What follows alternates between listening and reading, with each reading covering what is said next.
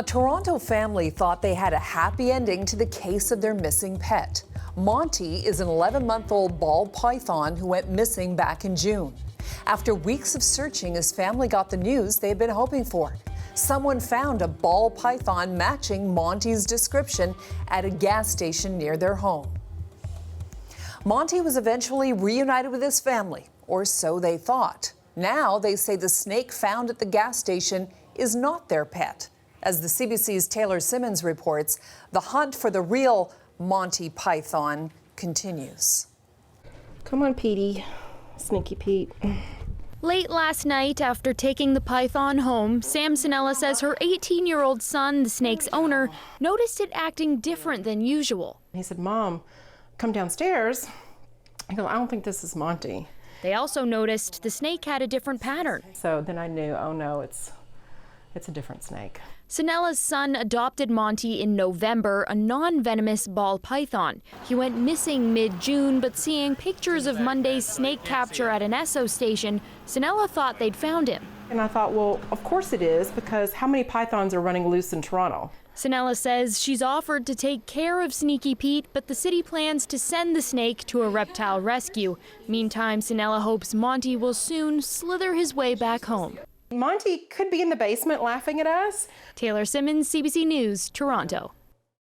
Well, that's an interesting question. How many pythons are on the loose in Toronto? My next guest says there's no need to worry. Sam Medina is a project manager with Reptile Canada, and she joins me now with her python. Monty is a very popular name for pythons. It is. You got it. This one's name is Monty as well. Okay. Tell me about Monty, who you have right there. For sure. So Monty's one of our animal ambassadors at Reptilia. So he goes out and teaches kids about the natural world, reptiles.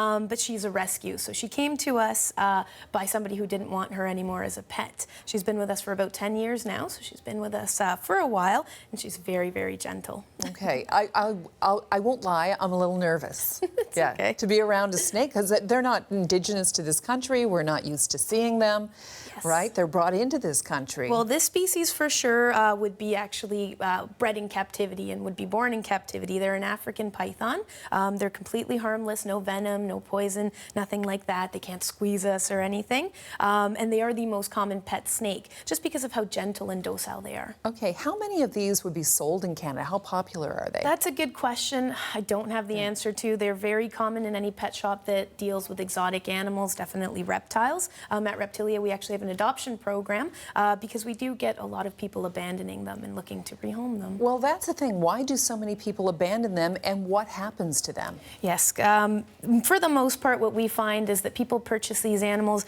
not really understanding the long-term commitment that they might be. So they can live 20, 30 years. Exactly, and they're very small and cute when they're little, but when the kids move off to college or university, well, the parents don't always want to take care of them. Okay. So they might get left behind at an apartment or released outside in Canada where they can't quite survive. Okay, where do they go? If they go out into nature, out into the wild, if it's not too cold for them, they might try to hide in a warm, dark place. And if it's too cold, unfortunately, they won't make it. They won't survive. Okay. We've also heard in other parts of the country, like Gatineau Park, for example, a lot of people just go and release their snake in the park. That's part of our mandate, is to talk to people and say, hey, don't release your pets outside. They can't make it, but also they could be invasive. Luckily in Canada, it's not so cold, or sorry, it's not so warm that we have to worry about them taking over like in Florida, but it's not fair to an animal to do that. Okay, and how do they live? Because you often see these snakes in cages, right? Or in glass cages, I should say. For sure. So at Reptilia, we are a CASA accredited organization, which means we have very specific guidelines as to the care and husbandry that the animals receive. They are by nature not animals that travel very, very far. And when you do go find them outside, they are hiding under a rock or in a little cave and may wait for their food, sit and wait predators.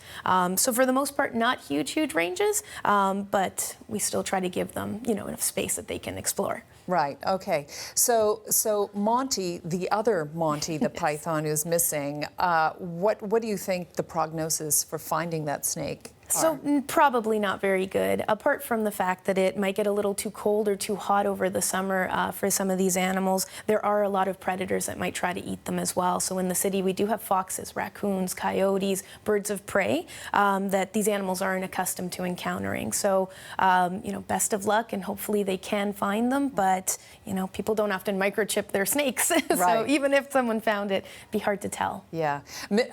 There's often that idea that, the snake is going to get into the sewer system and then come up through your toilet. How realistic is that? Very, very low. Most people aren't keeping aquatic snakes as pets. And even if they are, these animals can't hold their breath for that long. So, it's very unlikely. It's like all those tall tales that you hear, those myths.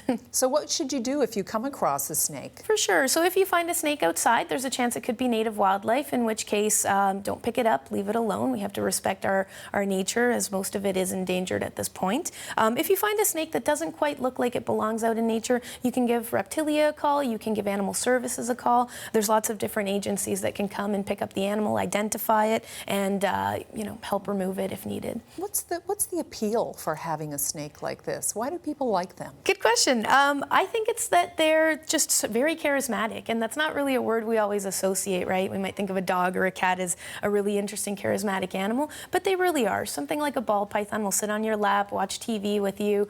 Their care is fairly minimal as long as you have a nice big enclosure, water, heat, shelter, and the proper food. They eat once every 2 weeks, so it's very low maintenance. What do they eat again? They eat mice and rats. Okay, they're frozen, as I understand it. Frozen, yep, frozen thawed from the farm. Okay. We never feed our animals live prey, just because it could hurt our animals as well. Okay, so that means that they're at another kind of risk when they escape and get outside. Exactly. They don't know how to hunt. Exactly. So for a snake like this, it might take 6 months before it passes away from starvation.